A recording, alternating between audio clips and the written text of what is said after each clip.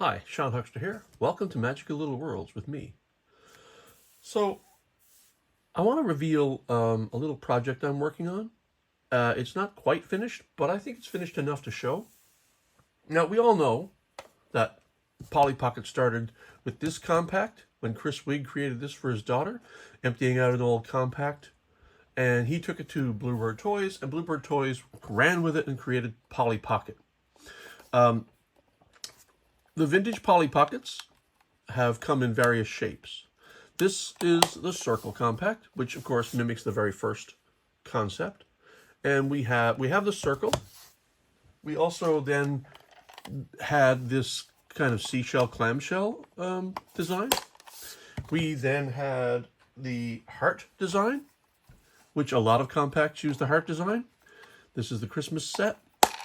I'm not here to show you all these complete. I'm just here to show you the shapes. Then we had the flower compact, and a number of these came in this shape as well, including the ballerina, which had a different shape, but it was more or less had a flower shape on the top, but was mostly circular. This, of course, is the Paris apartment complete. Then we also had more geometric shapes. We have the square. We also have, that's 4 sides. We have the pentagon. Several sets were in pentagon shape. That's 5 sides. And we also have 8 sides, which a lot of sets came in this shape as well. Now, of the geometric shapes, what's missing? We don't have any that's a hexagon with 6 sides. So my project that I wanted to do was to take a Polly Pocket set or a shape, make a hexagonal Polly Pocket compact of my own design, and here it is. Now, it's 3D printed, so you can see the lines, and I don't really mind that. It has a good feel to it. The clasp works more or less exactly the same way a Polly Pocket clasp works. I put my logo on the bottom here. This is the sorry, allergies. This is the Sydney Swift logo, the wax seal that I created for the Sydney Swift project I'm working on, which is a separate project, by the way. This was like a side project. And what I wanted to do was to create my own Polly Pocket with its interior and characters and everything, to make it compatible with Polly Pocket, but make it something of my own. Fully 3D printed, modeled in 3D, and of course has all of the weaknesses of 3D printed projects, but I think even so, it's pretty impressive. I'm going to take you inside now. What do you think is in here? Knowing what you may know about me, I'm a computer game artist, and I have a history that goes back to the 80s with computing. So here we go. Let's open it up and see what we have. First, we have gates. Polly Pocket sets always have gates. The gates open. And inside we have a computer museum. Here's the floor. The gates open up. You come down the stairs, and you're on the floor of this computer museum. Of course, the big central feature is this Cray supercomputer. Now, back in the 80s, and probably even earlier, the Cray supercomputer was a legend in computing. It was a machine that not only was absolutely powerful, incredibly powerful for the time, but also a beautiful work of art. This was created in several sections, all of which could fit together like a pie, and believe it or not, it had cushions for sitting on the outside. Underneath the cushions, of course, were workings. Everything had workings. These were packed with electronics. But they formed such a beautiful sculpture almost. It's almost like a modern sculpture. My paint job is a little bit rough, but I mean, I can't do much better than that. I've tried.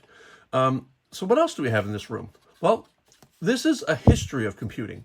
So I almost think this is, when I first started my computer science degree, we used mainframes to do our projects, and mainframes were connected to these tape drives. So these are old-fashioned tape drives. Basically, after punch cards, these were the memory storage devices that people used. And this began maybe in the late 70s or maybe mid 70s. When I got to university in 1984, I never saw these in operation, but I did see them through Windows, and they were definitely being used to store our projects in memory on. I put 2 of them here. Over here we have a line printer. This would have been, you have fan fold paper underneath. Oh, these chairs, by the way, come out. I wanted to have some chairs around to sit, but they also are like Polly Pocket figures. They have a little round base, so you can put them in there. And so your line printer took fan fold paper from underneath, up through a slot in the table, and then it just fed paper into a printer, and it would print all of your projects. Over here we have a VT100 terminal. Now, we used different terminals back in the day, but this is not a computer as such. I mean, it is, but it had no memory of its own. It connected to a mainframe, and in this case, I have it connected to the Cray. Over here we have an Apple IIe, an early model with a small monitor and 2 drives, and that's the Apple IIe. Going around on the other side, well, let's do it chronologically, because this is sort of chronological. The Apple IIe came out fairly early. Then we had the PET, the Commodore PET. Now, this is not the Commodore CBM, which has the full keyboard. The Commodore PET had more of a chiclet keyboard, and it also had this little drive here. I think this was actually a tape drive. And then after that came the Commodore 64. We had a VIC-22, but I didn't put that in here because it's essentially the same shape. And my first computer was a Commodore 64.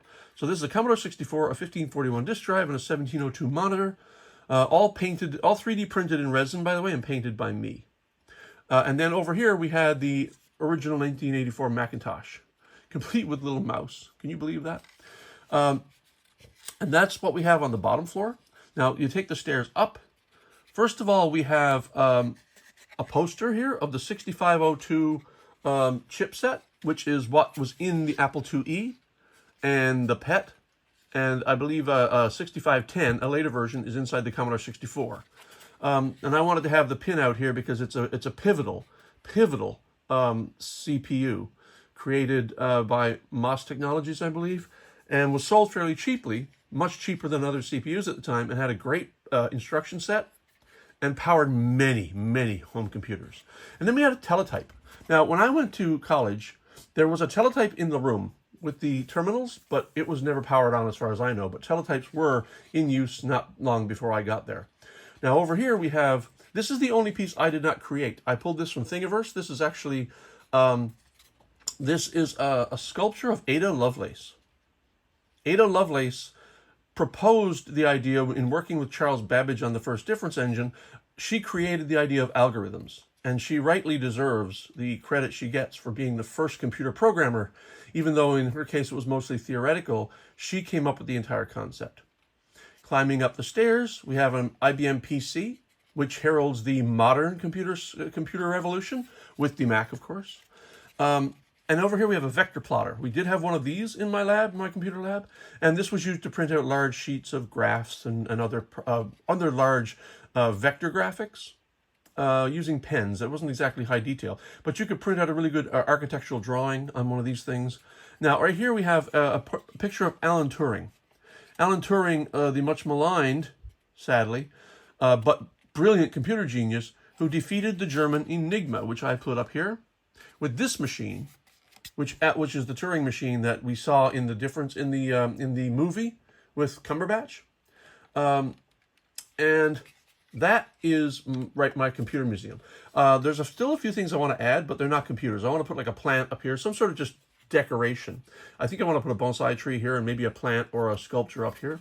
But that is my Polly Pocket adjacent computer museum, and that's what I'm working on now. The next part of the project is I'm creating the characters, and the characters are going to look like a Polly Pocket character. I want them to look very much like the vintage Polly Pockets, only they're going to look like people I went to college with. So they're going to look a bit like computer people, and they will be compatible. So Polly Pocket can stand here, and I can close the compact with her in place. And the characters I create will also fit Polly Pocket sets. Much like the Phantom, Christine, and the Red Phantom that I created for another project I'm working on, which is the Phantom of the Opera, by adapting the Phantom or the ballet set. Anyway, let's pop Polly here. Let's put a chair here. Another chair. I have 4 holes here so far. I think that's probably where I'll stay. And then the chair here. And that is, I wonder if this will close the Polly. Actually, I've not tried this, but it will if I bend it over. And that is my hexagonal Polly Pocket Compact. And you will see, that it is very similar in shape and size. I tried to model the very same profiles. So it's a little thinner, actually.